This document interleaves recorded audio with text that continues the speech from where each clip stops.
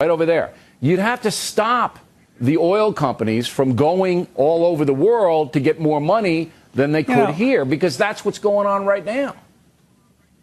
You know, you and I just flat disagree, Bill. I mean, the way you're reasoning, why don't we stop the export of corn? That would drive down the price of corn. Why don't we stop the export of wheat? That would drive down the cost of wheat. You want me to tell you why? That's exactly the opposite. Yeah. Because it isn't necessary to buy corn and wheat. It's not necessary.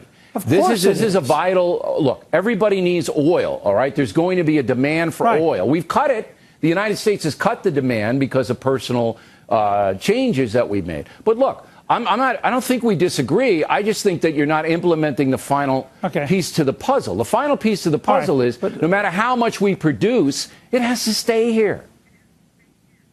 Let me say this.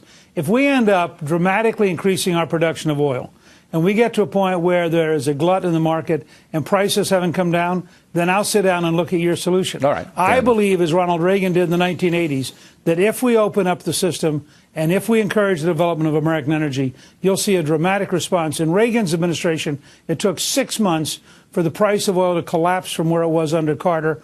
I think we could do it much faster than you think we could, because I think the market responds to expectations.